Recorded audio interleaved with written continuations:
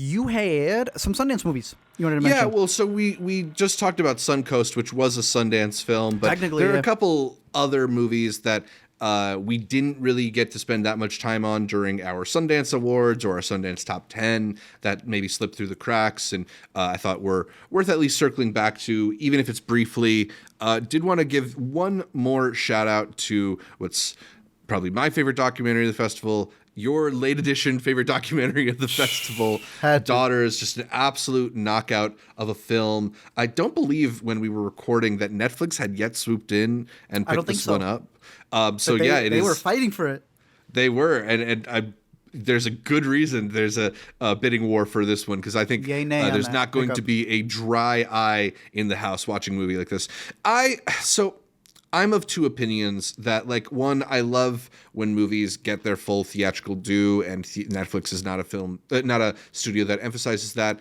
But at the same time, documentaries are not movies that tend to be like big box office draws or get wide releases anyway. You know, they're not playing whatever documentary in the AMC in Omaha or something like that, right? So in this sense, sometimes Netflix is a good platform to get documentary filmmaking out there. And, you know, there's probably more documentaries being watched on Netflix than on any other platform, including theatrical. But can you name me a documentary that you would have put up for Best Picture that came out of Netflix? That's the other problem. And then we also get into the whole algorithmic choice that Netflix forces upon you, and the fact that a lot of movies get buried on Netflix. You know, Netflix just last year spent $20 million on Fair Play. And that had like a decent weekend on Netflix, but it feels like that was a flash in the it was a flash in the pan. Do you think that it's also a matter of you put the Netflix logo on there and people reduce it? I'm speaking for audiences because I feel I sometimes do that as well. I know that Icarus is an Oscar-winning movie. It's another one on Netflix. I like the Travis Scott movie. It's another one on Netflix. But you're right. People get to see it. But damn, if Daughters had Sony Pictures Classics, I think we'd remember it a lot more. Yeah, and I think there maybe is like a subconscious, unconscious bias at play.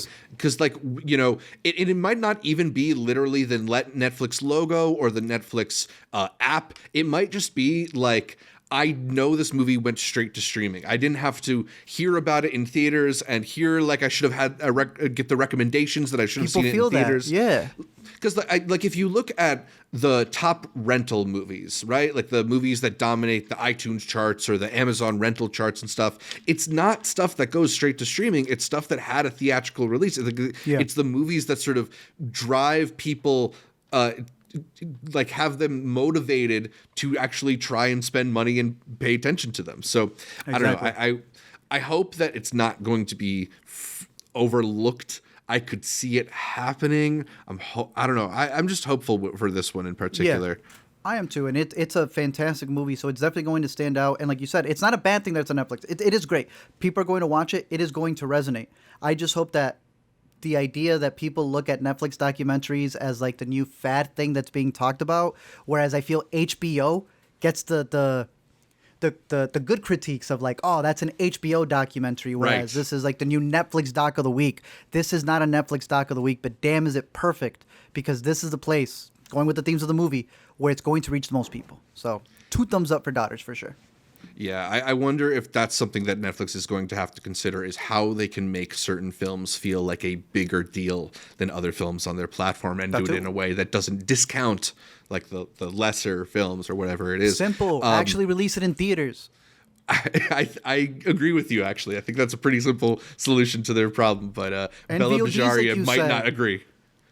Okay. Another classic right here. And yeah, this one is picked up by Netflix as well. Oh, for real? Yeah. Netflix. This is part of my larger point that I want to make here. So Will and Harper is another one that we had in our top 10s, and we discussed how delightful it is. Netflix swooped in and picked up this documentary as well. a notable choice, given that that Netflix has faced a lot of criticism for the specials from Dave Chappelle and from Ricky Gervais that have controversial material in them. This being and then this being a trans-focused documentary. Go ahead. We're going to get into Super Bowls, and Jon Stewart is back. And Jon Stewart's only back because he had beef with Apple and it didn't work out. Because he's like, hey, Apple, I don't agree with this. I'm going to make an episode. They left. We're going to get into all that again. But that's the precursor to this, right? I think Apple, Disney, all of these people truly believe in that stuff. You and I know that Netflix is such a what's even the word? I don't even know the word to call it. They don't care. Yeah, no, they are driven by what will generate traffic, what will generate clicks. It is unreal. Yeah, Netflix really is different from Peacock, Hulu, everything else. They will fund a documentary calling out Netflix. They funded the Blockbuster doc. They're crazy. I don't think. Yeah. So I truly believe that they have no problem giving money to someone who actually. I don't think Dave hates trans people, but someone who has no problem pissing them off. And then for the support, they will pay for both. That's Netflix. What I think is notable is just like the blatant playing both sides, right? They're not like we're the anti place or we're the pro place. We're just the big we're the marketplace content funnel, right? Exactly. We give you everything. They plead the fifth. That said, though, a good pickup spot as well, I guess, especially when it comes to how it's going to be released. But I do think this would have been another one, Sony Pictures Classics. I don't know why I'm sticking to Sony Pictures Classics for my docs, but both of these would have been great Sony Pictures Classics. Gives it an air of dignity, right? This is one that, like, especially with the added hook of Will Ferrell, actually might have gotten some butts in seats, right? Like the documentaries that tend to make a splash are the ones that have some notable figure attached to them. This is the one about going out and touring in America, but they don't want you to go out and go the 2 miles to... Okay. Exactly. Like, it's literally a movie about, in this new phase of life, how do you congregate with other people? Yeah. Stay and watch it at home. I don't get that one. I don't get that one. So... those two documentaries, as well as Skywalker's A Love Story, were all of Netflix's documentary pickups from the festival. A strong showing of documentary purchases. Do you think that Skywalker's is going to be a good fit for Netflix? I think it's a good fit because of the influencer side of the story. You have the spectacle, right? They literally go up to the highest parts. But it's that craving that I think you and I really focused on when we were watching this late at night. We're like, oh, these people like only care about the likes, but that's also what they're arguing against. It's like, no, this is their lifestyle, this is that. And I think the way that it plays it and really focuses on them as individuals who are trying to make something, in a world where everybody wants to be an influencers, is going to attract a lot of people. I hope people aren't dumb enough to want to do this, but you never know. You never know, especially with the Netflix effect out there. Good visuals, though. I know I know you're not a fan of heights. Yeah. But damn, this was a movie that should have been seen in theaters because how are you watching this on your laptop when they're just a dot? Like, on a screen, that poster, that shot right there. Yeah. It starts feeling like that climbing movie we really like, Free Solo. And you can only get that when you have real depth with it. When I'm at, like, the top of a tall building or, like, looking over a balcony, I get this, like, tingly sensation at the back of my knees. And that was, like, me every 2 minutes watching this documentary. That was me at the Airbnb. It is terrifying in certain aspects, but yes, you're right. The footage is really, really incredible. All right, a couple other documentaries that I want to give just a quick mention to. We saw Eternal You, which is looking at this company that is looking to program AI bots that embody the personality of a loved one after death. They're really doing that Black Mirror episode for real. It has a lot of similarities to another documentary we saw, which is Love Machina, which looks specifically at the creation of the Bina 48 AI robot, which is sort of takes on the personality of this inventor who also was the guy that invented SiriusXM, and it's a whole lot of documentary in that one. And then Bina 48 is also featured in Seeking Mavis Beacon, a documentary from the next category that we saw, which is a sort of like personal journey through technology and identity, trying to get to the bottom of who was Mavis Beacon. Of these films that are sort of technology-focused documentaries, which one stood out to you the most from Sundance? Probably Eternal Youth, because that's one where it's not the most profound take on it, but it's still a look at the subject as a whole. So they are getting a lot of talking points. Like you were even saying, there were moments where they're taking pieces from, very big things of media that you've seen, but it's kind of giving you the overview that's not too in depth, but gives you like the starting points of like, yo, this is what they're working on. This is the approach that they're taking. Here's what's good about that, and here's what's bad about that. The AI story being told in that second one with the plant, the one that looks like a chia pet, this is like a biopic. This is somebody who damn near paid for their story to kind of just be chronicled. So I don't really see this about the subject as it is a subject dealing with the subject, if that makes sense. Right. It's really about those two people. Then that last one goes even deeper than that, because at least this one was about two rich people who use the technology. This last one is about a girl who learned how to type and then is like, I'm gonna make a Sundance documentary about how important this was to my life, yet every time I ask my family about where a copy of this program is, ain't nobody remember it. This to me was a YouTube video at the end. The middle one was a rich person paying for a documentary, and that last one was I guess at best like a Vice amalgamation of what AI is going to be doing in the future. This would fit perfectly on Netflix. Yeah, I think Eternal You is probably the best of the few that I mentioned there that take on the subject. Like, it actually is one that sort of interrogates the ideas behind all of this and gives you kind of, the optimistic spin and the cynical perspective on it as well. And, just personally with AI, I find myself so frustrated by a lot of the discussion around it. And how so? At least just in terms of like the the unabashed optimism of some people around its potential use. But I think that's just your approach if we were talking about anything else. Sure.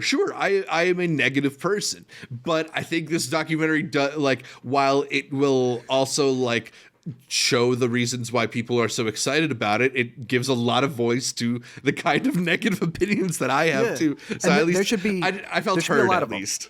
Yeah. And like you said, it's not the end all be all of all of them, but I know Zach stands on no ghosts.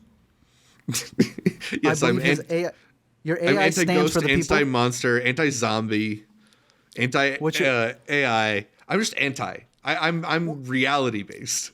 For the record, you said you don't believe AI. We will reach AI. You just think we're going to get very, very, very strong. Okay. If we're doing this conversation, yeah, I am not a champion person of the future of AI. I feel like it's just better and better versions of predictive text. I think this is a fascinating conversation, because I also do agree with that sense, because in order to believe in a subconscious being formed from a robot, that would be spirituality at some point, no? Yeah, right. I think it's the idea that words have deeper meaning than just answers to questions sometimes.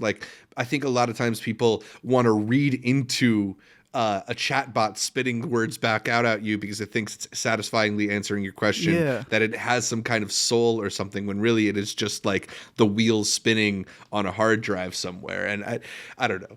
But that is a longer discussion. Because it gets deeper. At a certain point, you're worried about what will make a robot human, but what makes a human human if most of us are just acting like robots? You're calling it a very long algorithm, right? How many people actually think for themselves nowadays? And at that point, what are you really seeking to find? I think it was the conversation we've been saying about what separates AI art from human art. Right. And for a lot of people, I think that distinction is getting very tight, and what they're looking for, it may not always be found. Interesting talks. Do we want to divert into AI art, since you're bringing that up, since there are a lot of AI art sequences in Little Death, the midnight film from Jack Bergert? Next film. Next film, excuse me. I think it's because they used AI art that they were able to go next. Yeah. Again, the next film, as I always say, is a movie where they're trying something innovative, whatever's supposed to come next, or it's one of those movies that tries something and you as a viewer go, next, I'm kind of done with this. And surprisingly, I think I was the one who liked this the most out of everybody. And that's, it's hard to defend it, because this is edgelord the movie.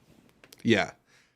Yeah. Like sometimes even more so than like Aggro Drift was, right? It's really. I haven't seen Aggro yet, but I've heard. Yeah. Oh shoot! Right. It's like you're listening to a podcast at some point of this movie. I described this in my Letterboxd review as the first half being rejected voiceover lines from Ed Norton's Fight Club voiceover recording sessions. Bro, it's like someone remade it badly. And then the second half is like a journey around LA's drug scene with like the worst people that you've ever met. But I wasn't bored during any of it. So I think that is like, to the film's credit, there is like a lot of creativity in there. Even the way that it implements the AI art is kind of creatively done. I think ultimately like where those AI art sequences fail is that I think it looks really ugly. Like it does that thing that you see a lot of AI art do where it like is constantly evolving in a way that it's like what is actually, you saw the Minions? The thing? Yeah. The Minions trailer made fun of it later. It's got that thing that you're saying where the way they spelled Despicable Me didn't look fully there, but it looked like it was forming. And I think that's the thing that gets people to notice AI art immediately. Yeah, so I don't know. I mean, I still think that like it was kind of interesting and not the worst movie, not by far, not the worst movie I saw at Sundance. Like I would give it a mild recommendation. I went 3 stars after Sundance, but you said you liked it a little bit more. You think? Yeah, I think I liked it a little bit more, and a lot of people, especially a lot of the stuff that's being spewed in the movie, we know that a lot of people can't differentiate between a character saying something and the movie telling you this is how I feel. I feel a lot of people were not bored by this movie, but they gave it a lower score because of things that characters said. Which is ironic because all of these characters are on drugs. So it's like, I don't think you got the memo of what the movie was. Right. But many times we don't give... Particularly that first half, Schwimmer's character says so many things, but the entire movie is characters being like, oh, you're such a loser. Like, he's a loser. That's why he thinks these things.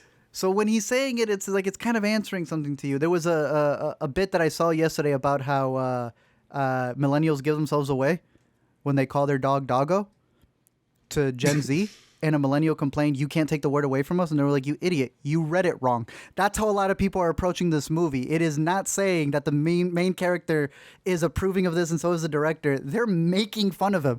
And then when you get to that midway point, it's actually a very interesting approach to how they split the script up. I think there are great performances in this. I don't think you can give this that much of a negative score when you had one of the best supporting roles, in my opinion, with Jenna Malone coming in and just like killing that one scene. I thought that they had Dominic Fike doing the best performance he's done so far. What's her name too? That's in this movie from Never Rarely. Talia Ryder. Talia Ryder was fantastic in this film. They even have, I didn't know this, Jenna Malone could have been kidding when she said she's the cousin of the director. But that guy who you're mentioning as the dude you don't want taking you around LA. Oh man, yeah. That is actually the director's cousin. I mean, how do you even find a guy like that? I wouldn't even know how to find there, but look, it is a fascinating movie, and all of that is to say that maybe we don't know when to give someone the benefit of the doubt, because Veni Vidi Vici was another movie that came out. And the more I heard them talk about that movie, a satire about how the rich don't hunt, they just get away with killing people because they have so much money, I didn't like how they spoke about it, and I didn't really care for that approach. I've heard this guy speak about it, and I've been trying to give him the benefit of the doubt because he even got a massive cosign. Darren Aronofsky. Producer on Little Death. But then I remembered how people felt about The Whale, and that may not be the cosign people want. Yeah, I don't know. It's an interesting specimen for sure, and I feel like Jack Booger is probably going to be a person we hear from in a much bigger way in the future. Like, this is kind of like a announcement of him as like a potential feature film talent, but you know, there's some stuff worth taking away from it for sure. If we want to mention very quickly that other movie you talked about, which if it's not my least favorite, it's my second least favorite of Sundance. I think it was just completely off. Like it like the score is an NA because we're not vibing with it. It's like when you order a drink, you take one sip, you're like, I'm not going to finish this. I won't rate it. Yeah. But like it's not clicking. Yeah, it's so languid and just uninteresting. It starts in a place and just stays in that place for so long, and very, very predictable kind of Damn the Rich style movie that we've just seen much better versions of. Infinity Pool was at Sundance last year. Yeah, that was a better one. You saw the director's Meet the Artist? I didn't, actually. That's all you need to watch is those 2 minutes to know. Get off your high horse. Another movie that I don't AI. think... Real quick. AI art. Oh, back to AI. What about it? Just 3 more hours.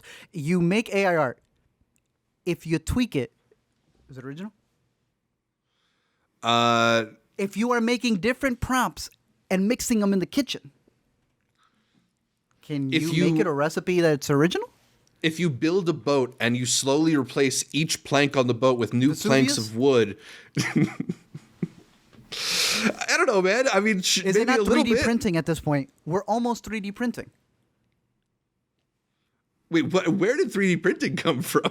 The idea that you're replacing the stuff in your metaphor that's wood with wood, but we're not replacing wood with wood. We're replacing real art with AI-generated art. But if that AI-generated art becomes like ingredients and you make something new with it, it's kind of going back to your Vesuvius point. If you are replacing something with something, if nobody knows it goes back to that. If nobody knows the difference, doesn't matter. I'm asking, is that really what it's coming down to? Well, I mean, I think there's blurred lines with all these things, right? Because, like, there's lots of AI art sequences in Little Death. But there's auto-tune in music, and some people never heard it before. Right. Does that mean auto-tune wasn't there? So will AI be the same thing? Will some people not be able to notice it? Theseus I think we've gotten a lot more AI. What did I say? Vesuvius? Oh, I said Vesuvius. Theseus, sorry. Next episode, all AI. Yeah, but we'll see how it holds up. Maybe the computers have better opinions than us. There was some crazy AI commercials at the Super Bowl where it's changing, bro. Like, we could literally have our own letterbox original pictures if we wanted to at this point. Let's move on to another movie that I don't think we particularly liked, and this was Winner. This is the latest of a series of movies about reality. Winner, the infamous leaker of some U.S. military secrets of sort, or I think it's actually the election secrets, if we're being more accurate.